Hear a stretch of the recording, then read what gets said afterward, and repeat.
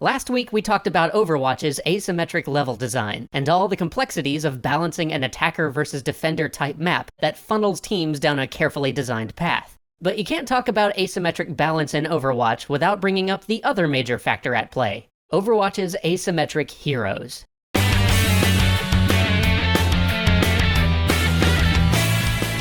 Overwatch's characters are wildly asymmetric, with a huge variety in playstyles, offensive abilities, and mobility options. So not only do Overwatch's designers have to design their levels around the asymmetry of attack and defense, but they also have to build them so that there are interesting tactical options for every character. Pharah and Winston need walls to leap over. Widowmaker needs advantageous sniper positions to grapple to. Tracer needs good flanking routes. Reaper needs good flanking positions to teleport to. Lucio and Genji need walls that are tactically useful to traverse. The snipers need good sight lines. The offense heroes need useful cover. The turrets need good defensive points. There are so many factors to consider. And once the designers have created these features, they also have to make sure that none of them are exploitable by characters that aren't supposed to get to them. And then the designers have to do that for both teams, so that whether you're on attack or defense, no matter which direction you're headed on the map, there's always interesting map features for every character to take advantage of. When this is done well, it makes every character feel special and unique to play. When you're at one of those points that only your character can really take advantage of, it feels downright heroic.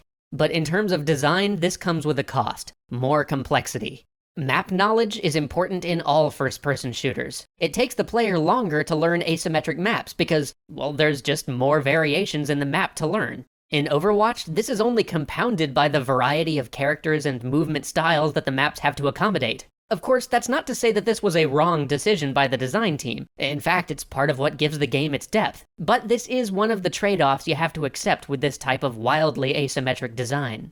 This also raises another interesting question, though. Will Blizzard have to revamp these maps for every character they create? What if some new Overwatch hero has an entirely different mobility style that allows them to traverse each map in ways that no other character can? Every map in the game would probably need at least some slight tweaking to make sure that this new hero had plenty of traversal options without being grossly overpowered. That makes character creation even more expensive, and that expense would only be compounded by the release of additional maps down the line.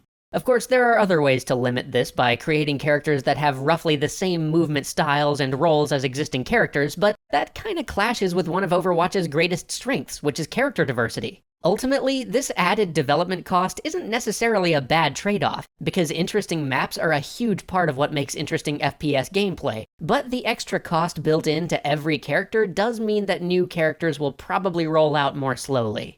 Finally, there's one more way character asymmetry can affect map design: conflicting player types. What do I mean by this? Well, as a designer, you always have to consider who's actually playing your game, and Overwatch presents a particularly thorny problem, because someone designing those maps has to ask themselves, am I designing this for pickup groups, or am I designing this for pre-made teams? Because there's a huge difference in designing a play space that's fun for a well-oiled machine versus one that's fun for a grab bag of randos. One of these teams coordinates their composition and positioning with great care. Their Torbjorn has a turret in the optimal position at the match's start. Their Reinhardt is already standing by to block incoming sniper fire, while their Widowmaker is watching the sky for any of those pesky enemy Pharahs who might be considering raining down some unwelcome justice. Meanwhile, the other team has 3 Reapers, 2 dangerously unqualified Hanzos, and 1 poor Mercy who somehow has to keep this school field trip alive.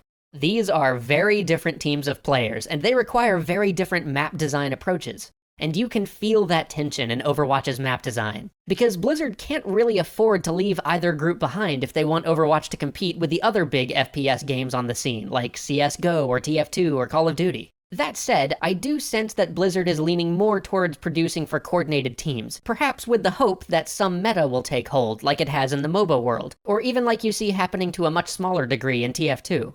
Or perhaps they're hoping that they can use the character difficulty level to solve this problem, and simply build more interesting uncoordinated brawl spaces for the simpler characters.